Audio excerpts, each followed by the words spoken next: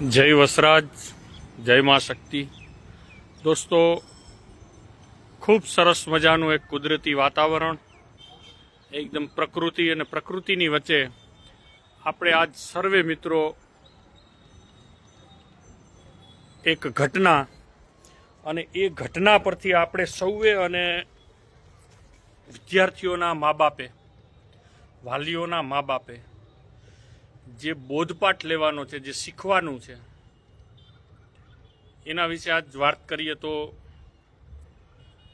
આપણે દિન પ્રતિદિન શિક્ષણ ક્ષેત્રે ખૂબ આગળ વધ્યા છે, પણ એમની હારે હારે એમાં ઘણી બધી નુકસાનીઓ પણ હારે આવે છે. તો આ ઘટના આપ લોકોને હું કહીશ કે તમારે ને મારે તો ખાસ, પણ જેટલા વિદ્યાર્થીઓના વાલીઓ છે એને પણ જો આ ઘટના ધ્યાનમાં રાખશે તો કોઈ મોટી જે નુકસાની છે એનાથી આપણે બચી શકશું. ઘટના એવી છે કે આપણે ગ્રામ્ય લેવલથી ગામડાના છોકરાઓને બહાર ભણવા મોકલવાનો, ચાહે મોટા સિટીમાં અથવા તો વિદેશમાં, આ ભણવા મોકલવાનો એક આપણને બધાને એક ઈચ્છા હોય કે આપણા છોકરાઓ બહાર જાય અને બહાર ભણે.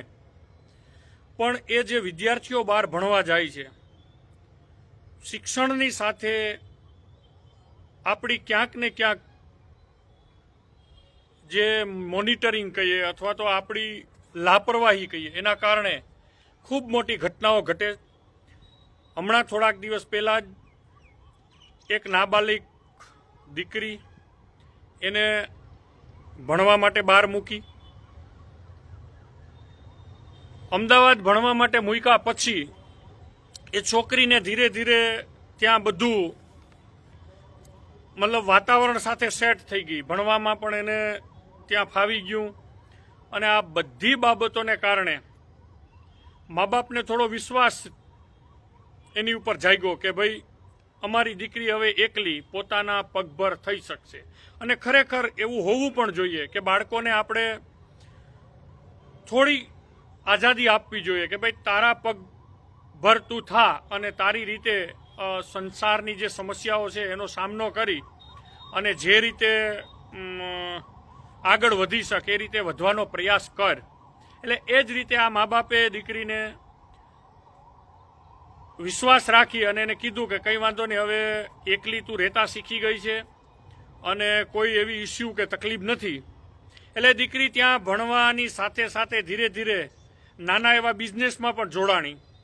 એ ધંધામાં જોડાણા પછી હજી એની 18 વર્ષની ઉંમર નથી થઈ હોય છોકરીની, આપ વિચારજો.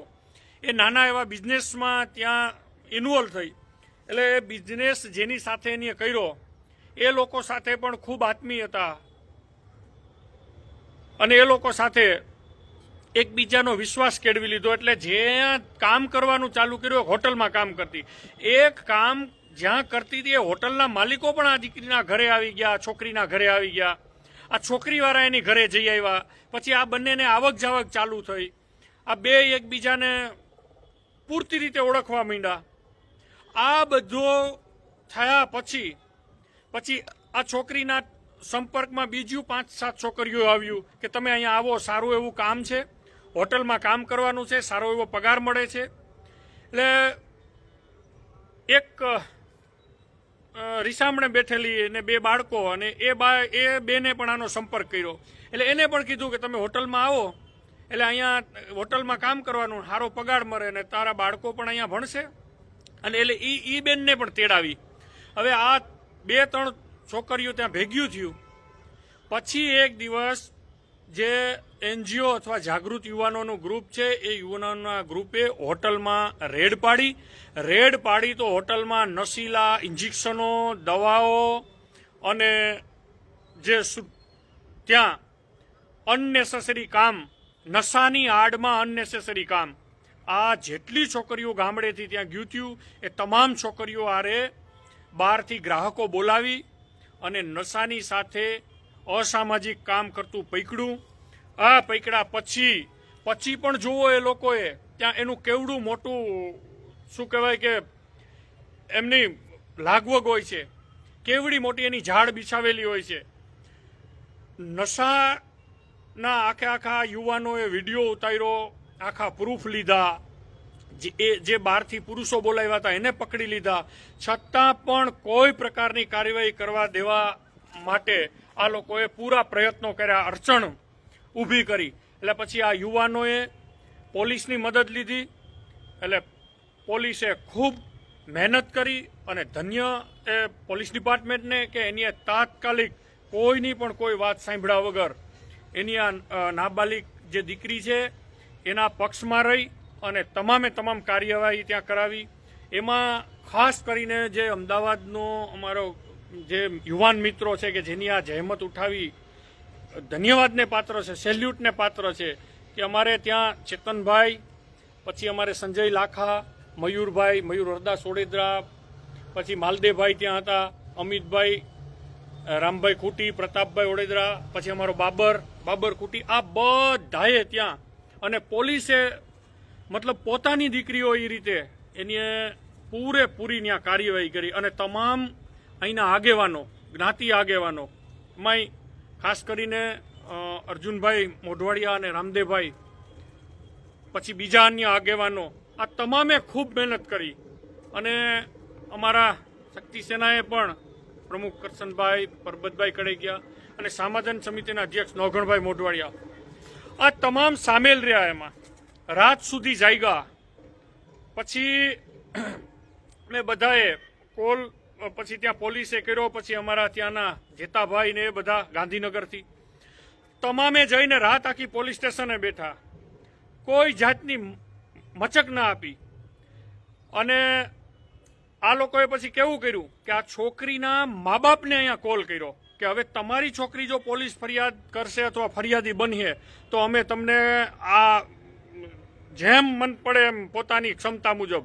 એટલે એની ઉપર પણ પાછી દાખલ કરાવી ફરિયાદ કે છોકરીના મા બાપને પણ એને ધાકધમકીઓ આપી. એટલે આ પણ વિચાર કરો કે કેટલી હદ સુધી છોકરીના મા બાપનો કોલ આવ્યો અમારા ઉપર ને સંસ્થા ઉપર કે અમારી દીકરી બદનામ નહીં થાય ને, અમારે ઉપર આ મારી નહીં નાખે ને. તો આપણે જે આપણો આ સમાજ છે, ગુજરાતી સમાજ, એ ખૂબ આમાં જાગૃત છે. બધાએ આગેવાનોએ કીધું કે આમાં કોઈ કંઈ બદનામ નહીં થાય, કોઈનું નામ લેવામાં નહીં આવે. એટલે આ રીતે એ પોલીસ ફરિયાદ દાખલ થઈ. જે ગુનેગારો હતો એને પકડી લેવામાં આવ્યા, એની ઉપર પોસ્કો લાગ્યો અને ખૂબ કડકમાં કડક કાર્યવાહી કરવામાં આવી છે. એટલે આ તમામે જે આ કામ પાર પાડ્યું છે એને તો ધન્યવાદ. એની હારે આ ઘટનામાંથી આપણે સૌએ શીખવા જેવી બાબત એ છે. અને ખાસ કરીને વાલીઓએ અને મા બાપે શીખવા જેવી, આમાંથી શિખામણ લેવાની છે. આપણે શિખામણ કઈ લેવાની છે કે આપણા બાળકોને આપણે ખાસ કરીને બહાર અમદાવાદ, વડોદરા જેવા સિટીમાં, મોટા સિટીઓમાં, રાજકોટ જેવા સિટીમાં ભણવા મૂકી દે છે. પણ ભણવા મૂકીએ ત્યારે પીજીમાં રહીએ છે ઘણા બાળકો. પીજી મતલબ એ પર્સનલ જે રેસિડન્સ હોય એમાં 8-10 બાળકો ભેગા રહીએ, છોકરા છોકરીઓ ભેગા રહેતા હોય છે. આપણે ન્યા તપાસ કરીએ કે મારું બાળક શું કરે છે, સ્કૂલમાં તપાસ કરીએ મારું બાળક શું કરે છે. તો આ જો આપણે થોડા મા બાપ આને ધ્યાન રાખવું ને તો પોલીસ વિભાગને આમાં સૌથી મોટી હેરાનગતિ કોને હોય છે ખબર છે દોસ્તો? પોલીસ વિભાગને. કલ્પ્રિટને ગોતવો, માણસને ગોતવો, રાત દિવસ એની પાછળ પડવું, કોણ ગુનેગાર છે, આ બહુ એને તકલીફ પડે છે. અને સૌથી મોટી સમાજના આગેવાનો અને સંસ્થાઓ આ પણ ખૂબ હેરાન થાય છે. તો કારણ કે આવી જે ઘટના ઘટે છે ને ત્યારે બધાને અંદરથી ખીજ પણ ચડે છે કે કંઈક કરી નાખીએ. પણ કંઈક કરી નાખવા પહેલાં આપણે મા બાપે અને આપણે જો થોડુંક ધ્યાન દીધું હોય તો અહીં સુધી ન પૂગે. અને ખાસ કરીને દીકરા દીકરીઓની જિંદગી બરબાદ થાય છે. હવે માનો કે આ દીકરા કે દીકરીઓની જિંદગી એ આપણને ખબર છે કે આપણે એને સારું કર્યું કે ભાઈ એને બચાવી લીધી કે એને, પણ એને એ દીકરીને જઈને પૂછો કે તારા ઉપર શું વીતે છે, કારણ કે એની ઉંમર નથી હજી, તો એને સમજવાની પણ શક્તિ નથી. અને પછી એની જે પાછળની જિંદગી છે ને ખૂબ ખરાબ બીતે છે. પોતાને સેટિસ્ફાઈ નથી થતી, પોતે એ ઘૃણા થાય છે. એટલે બહાર જે ભણવા મૂકીએ ત્યાં આવા નશાના આદિ અથવા તો આવા કોઈ ખોટા રસ્તે ન જાય એવી આ ઘટનામાંથી આપણે શીખ લેવાની છે.